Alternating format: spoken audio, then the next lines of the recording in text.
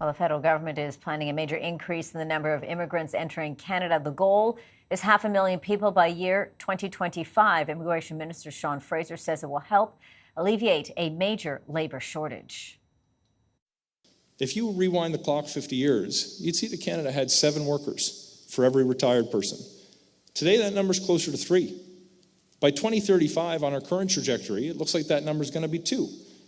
In my part of the country, Atlantic Canada, we're already pretty much there. 2 workers for every retired person. If we don't do something to correct this demographic trend, the conversation we're going to have 10 or 15 years from now won't be about labor shortages. It's going to be about whether we have the economic capacity to continue to fund schools and hospitals and public services that I think we too often take for granted. CTV's Adrian Ghobrial joining me from Toronto following this story for us. Adrian, it's good to see you. This, to me, is deja vu from the 70s and 80s when we were looking at labor shortages there, even in the 90s. So talk to me about the Liberal government's plan here in terms of tackling the skilled labor shortage. But there's also the looming backlog among immigrants that we're still seeing in this country. Yeah, that's right, Angie. You know, we're here at the Finishing Trades Institute of Ontario. This is where the announcement was made today. And the government announcing, their ambitious plan. They want to increase the number of immigrants that we're bringing into the country each and every year. By 2025, they're upping it to 500,000 immigrants. They want to streamline the process. They want to bring in more skilled trade workers. They want to bring in more education workers, hospital workers, people with math and science backgrounds. There's massive gaps, as we just heard from the minister in the clip that you aired for our viewers.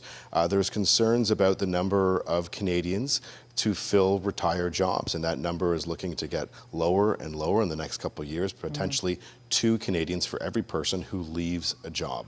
So, this is all about economic growth. This is about economic viability for the future and the need to bring more immigrants here.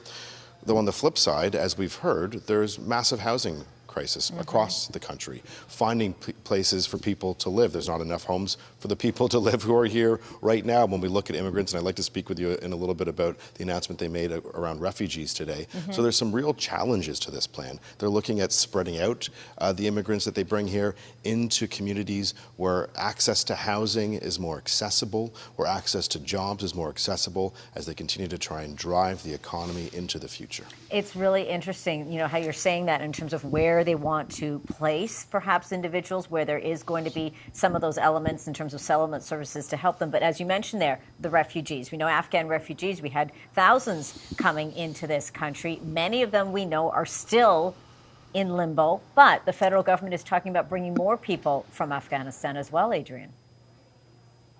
Yeah, they have a goal of about 40,000 Afghan refugees so far. They've brought in about just under half that number. And today the government talking very positively about their plan, and again, their ambitious plan to bring more refugees here to Canada to help them, find resettlement, to find housing, to find jobs.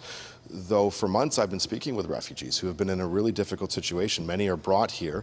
The paperwork to get them their papers has been delayed. They've been waiting in refugee hotels, some for 4 months, 6 months. I've been speaking with some families from Afghanistan who have been stuck in refugee hotels for over a year. A lot of them brought right here to Toronto, where I am today, and as we've touched on, they can't find housing. They can't find housing for the price of the money that they have, or that they're rather receiving from the government for that entry-level job that they might be getting once they finally get their paperwork. And I've also been speaking with refugees who have really unique situations, who haven't been able to find the housing that they need specifically for them because of the traumatic experiences that they've lived back home in the past. There's also access to hospital, access to care, patients not being able to receive cancer treatment.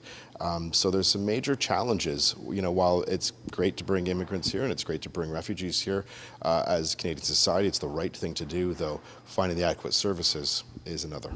We're going to see what that domino effect is going to be, as you quite rightly pointed out, Adrian. CTV's Adrian Ghobrial for us in Toronto on that immigration announcement. Thank you so much for this, Adrian.